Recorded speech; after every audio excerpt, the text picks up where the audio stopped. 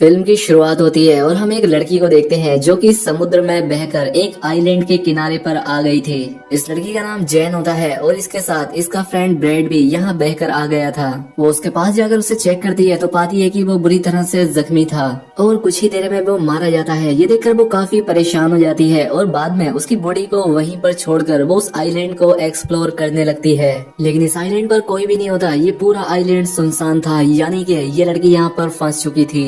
इसके बाद जब वो आइलैंड में अंदर जाती है तो उसे एक जगह पर एक थैला मिलता है जिसके अंदर उसे एक लेडीज का पर्स और कुछ बच्चों का सामान मिलता है।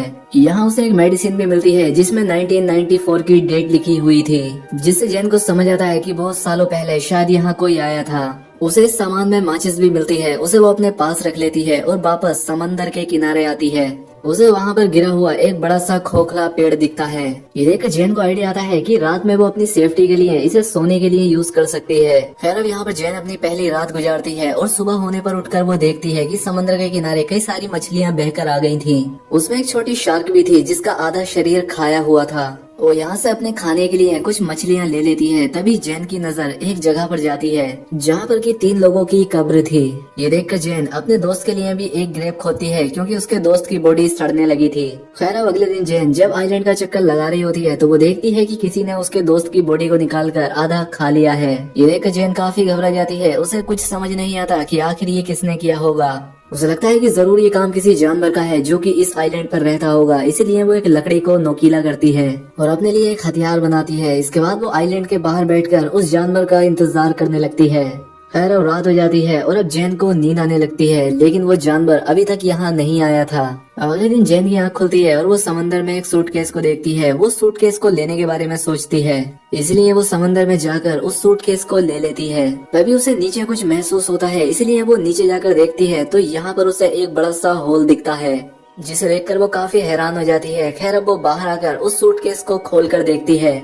उसके अंदर उसे कुछ जूते और कुछ कपड़े मिलते हैं जिन्हें वो पहन लेती है। जब रात होती है तो जैन उस सामान को चेक करने लगती है और उसे उसमें कुछ फोटोज दिखते हैं। वो उन्हें देखने लगती है और समझ जाती है कि यहाँ पर कोई फैमिली छुट्टियाँ बिताने के लिए आई थी, जिसमें एक कपल और उनके 2 बच्चे थे। तभी जैन के ऊपर से एक प्लेन गुजरता है। ये देखकर जैन अपनी फ्लेयर गन चलाती है, लेकिन इसका कोई फायदा नहीं होता क्योंकि तब तक वो प्लेन जा चुका था। जब फ्लेयर गन की वो बुलेट नीचे आ रही होती है तभी जैन देखती है कि उसकी परछाई में उसे कोई क्रीचर दिखाई देता है। ये देखकर वो काफी घबरा जाती है और आइलैंड की तरफ भागने लगती है और एक जगह पर जाकर छिप जाती है। वो क्रीचर यहाँ आकर जैन को ढूंढने लगता है। इससे जैन और भी डर जाती है और आज की रात इसी तरह से बीत जाती है।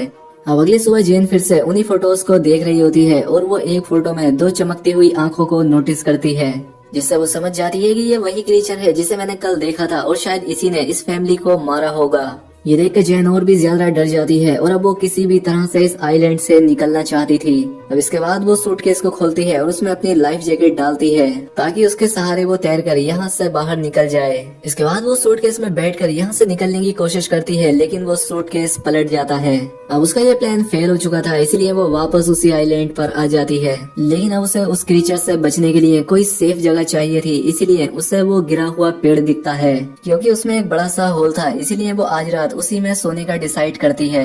खैर अब जब रात होती है तो वो क्रीचर फिर से यहाँ आता है और उसे ये भी पता लग जाता है कि जैन उस पेड़ के होल में छिपी हुई है। इसीलिए वो क्रीचर उस पेड़ को तोड़ने की कोशिश करता है, लेकिन वो ऐसा नहीं कर पाता और थक हार कर वापस चला जाता है। अगली सुबह जैन उस पेड़ से बाहर निकलती है और देखती है कि उस क्रीचर ने कल रात इस पेड़ पर कई वार किए थे, जिससे वो काफी डैमेज हो गया था। इसके बाद वो उससे बचने के लिए एक नया प्लान बनाती है।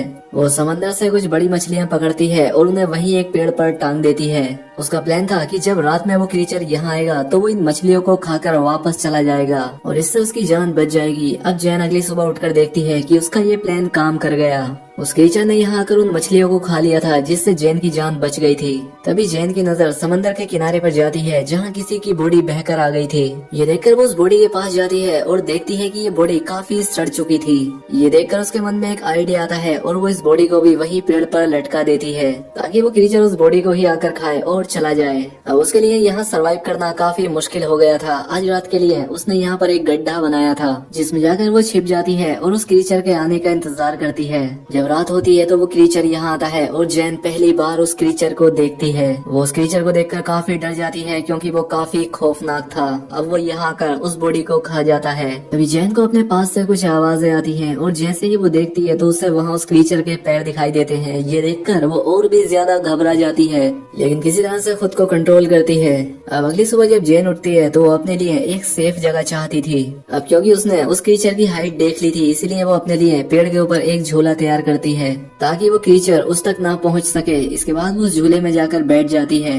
खैर अब जब रात होती है तो वो क्रीचर फिर से यहाँ आता है और उसे यहाँ जैन के होने का एहसास हो जाता है। इसलिए वो झूले वाले पेड़ को जोर जोर से हिलाने लगता है जिससे वो झूला टूट जाता है और जैन नीचे गिर जाती है। अब वो क्रीचर जैन का पीछा करने लगता है और जैन अपनी जान बचाकर भागने लगती है। तभी जैन देखती है कि वो क्रीचर जमीन से ज्यादा तेज पानी में दौड़ रहा है और वो पल भर में उसके सामने आकर खड़ा हो जाता है। लेकिन जैन अपने उस लकड़ी के औजार को उस क्रीचर के पेट में घुसा देती है। वो क्रीचर जैन को उठाकर पानी में फेंक देता है और जैन खुद को किसी तरह से संभालती है।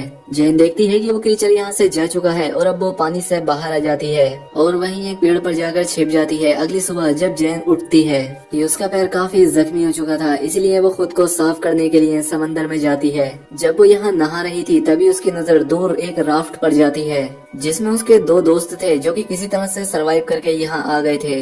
उनका नाम लूकस और मिया होता है। इन्हें देखकर जैन काफी खुश होती है। अब ये जैन के पास आकर बैठ जाते हैं और जैन उन्हें खाने के लिए कुछ मछलियाँ देती है। वो यहाँ पर इन्हें उस क्रीचर के बारे में बताती है। वो कहती है कि हमें जल्द से जल्द यहाँ से निकलना होगा क्योंकि मैं यहाँ पिछले 7 दिनों से फंसी हुई हूँ। लेकिन लूकस और मिया उसकी बातों पर विश्वास नहीं करते। उन्हें लगता है ये झूठ बोल रही है। वो कहते हैं कि हम पिछले 5 दिनों से समंदर में भटक रहे थे और अब जाकर हमें ये आइलैंड मिला है। ये दोनों यहाँ से नहीं जाना चाहते थे। अब जैन उन्हें वो तस्वीरें भी दिखाती है जिनमें वो क्रीचर साफ दिखाई दे रहा था, लेकिन फिर भी वो दोनों यहाँ से नहीं जाना चाहते थे। जैन समझ जाती है कि ये उसकी बात नहीं मानेंगे। अब इसीलिए वो इनसे छिपकर इनकी राफ्ट लेकर यहाँ से भागने का प्लान बनाती है। वो उनकी राफ्ट लेकर यहाँ से निकलने की कोशिश करती है, लेकिन वो दोनों इसे पकड़ लेते हैं। मिया जैन पर अटैक कर देती है जिससे वो बेहोश हो जाती है।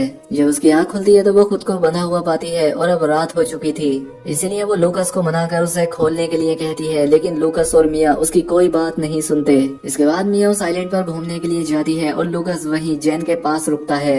इधर जब मिया वॉक कर रही थी तो वो क्रीचर पानी से निकलकर उस पर अटैक कर देता है।